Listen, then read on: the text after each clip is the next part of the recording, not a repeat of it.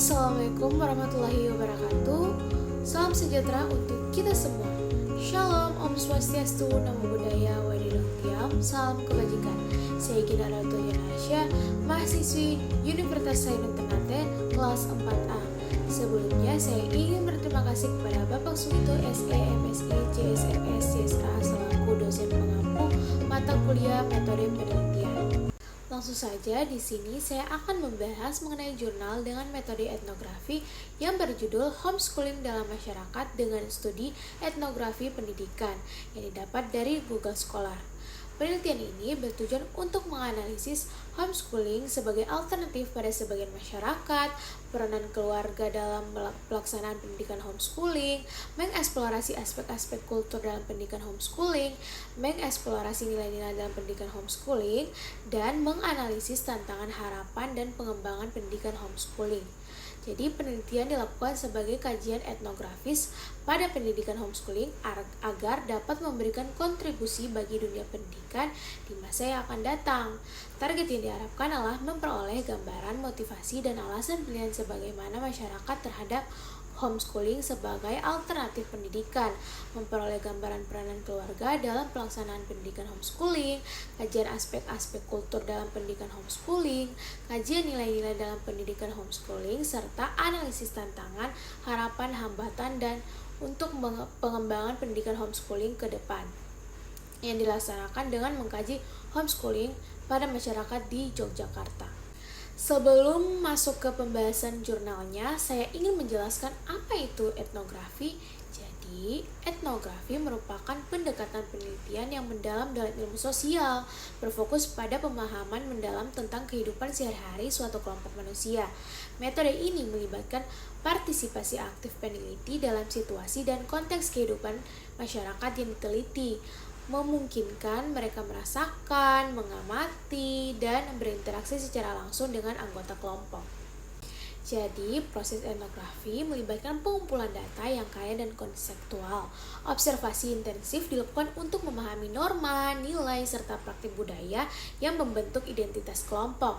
Wawancara mendalam dengan anggota masyarakat juga dilakukan untuk mendapatkan perspektif individu dan menciptakan narasi yang lebih lengkap.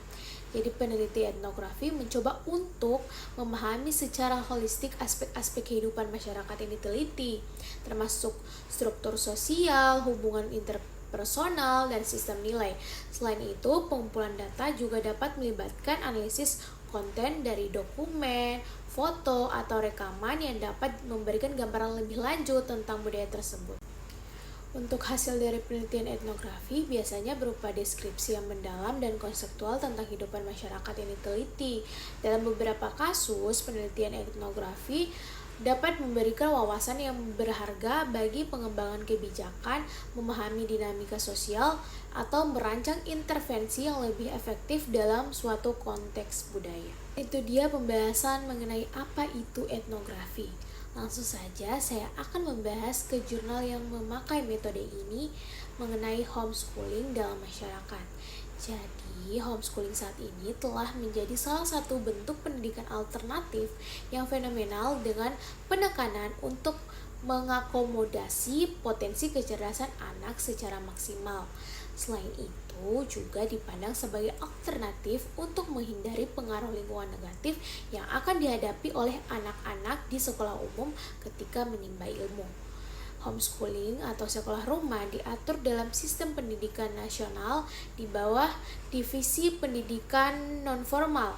Pemerintah tidak mengatur standar, isi, dan proses pelayanan informal kecuali standar penilaian apabila akan disetarakan dengan pendidikan jalur formal dan non-formal sebagaimana dinyatakan dalam pasal 27 ayat 2 pada perkembangan selanjutnya Peraturan Menteri Pendidikan dan Kebudayaan Nomor 129 Tahun 2014 memberikan penegasan tentang eksistensi sekolah rumah atau homeschooling sebagai dialektika negara dan masyarakat yang menunjukkan wujud keterlibatan negara dalam pelaksanaan serta proses yang tidak terelakkan untuk memberikan keterlibatan pemerintah dalam proses pelaksanaan homeschooling sebagai salah satu pendidikan alternatif.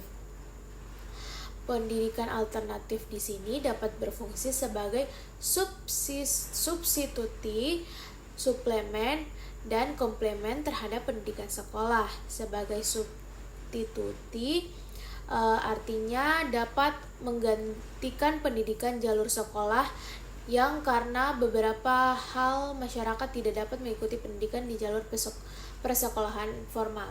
Sebagaimana sudah terlaksana selama ini adalah kejar paket A, B, dan C.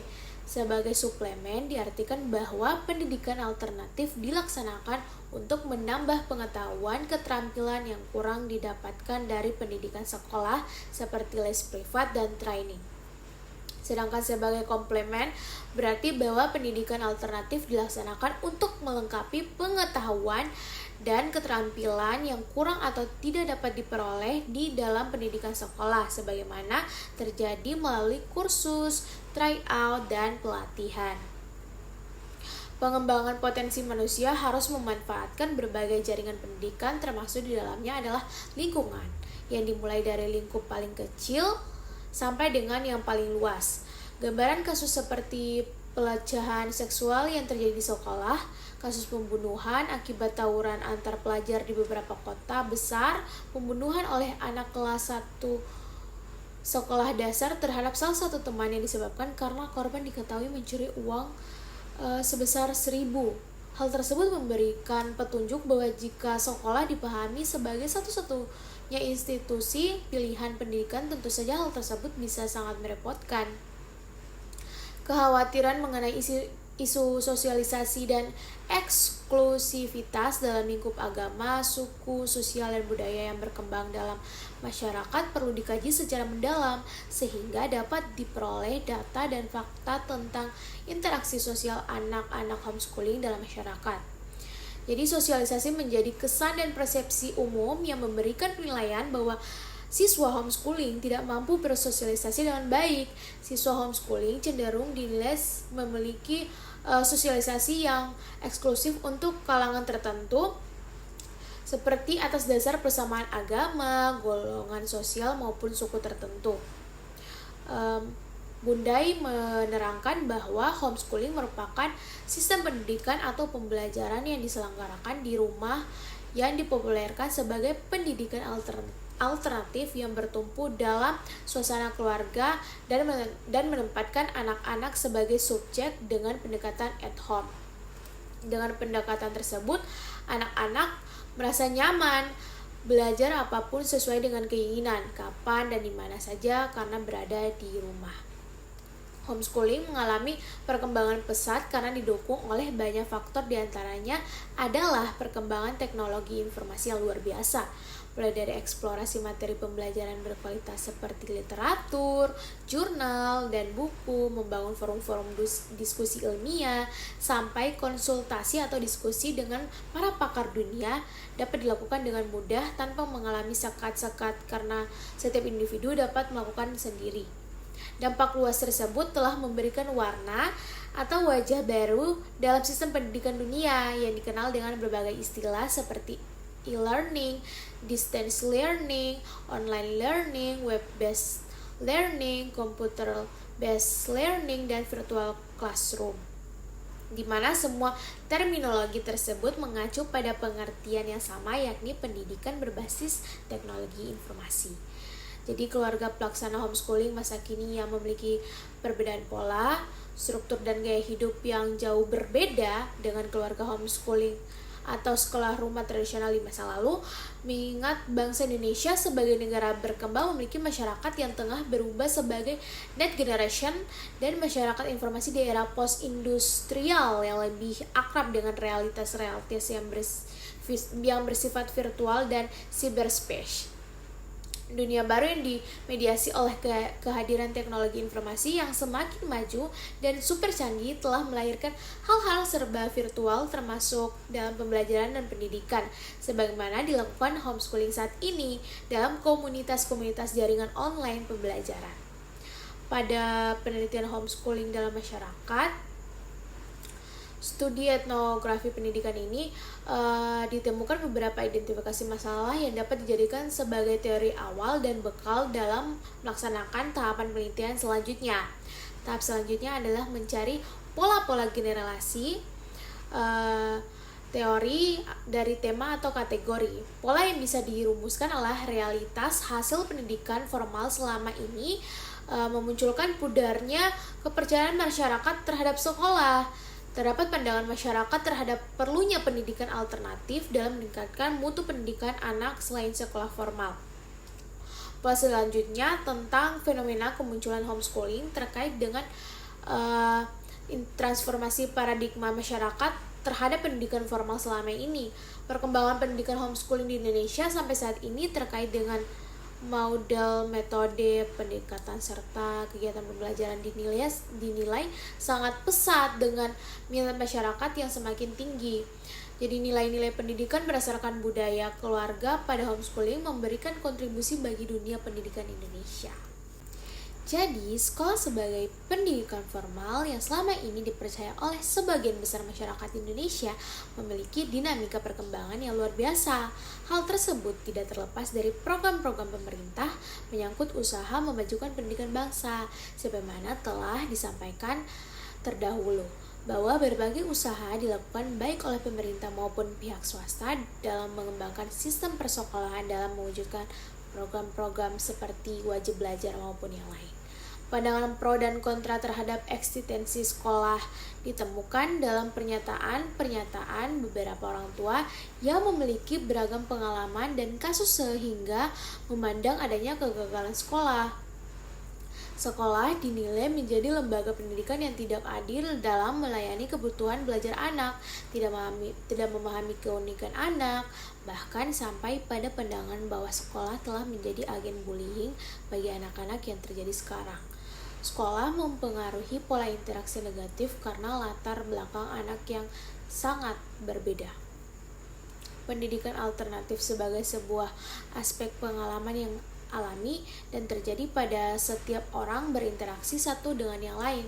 Jenis pendidikan ini dapat dipilih sebagai pilihan dalam menjalankan pendidikan anak.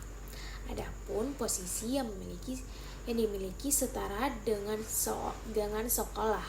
Hanya saja terdapat perbedaan jalur, jenis, dan metode pelaksanaannya. Namun satu sama lain harus saling memberikan kesempatan bahkan keleluasaan dalam perkembangannya. Pemilihan terhadap jalur pendidikan di luar sekolah dilakukan bukan tanpa alasan dan memiliki latar belakang yang berbeda-beda sebagaimana menjadi kebutuhan anak yang disadari sepenuhnya oleh keluarga. Jadi berdasarkan penjelasan tersebut, terdapat beberapa hal yang dapat dijadikan sebagai kata kunci dalam memahami pelaksanaan homeschooling, yaitu yang pertama, orang tua atau praktisi memiliki pemahaman terhadap hakikat pendidikan. Yang kedua, orang tua memiliki latar belakang pendidikan tinggi. Yang ketiga, keluarga memiliki kekhasan yang dijadikan dasar budaya belajar anak.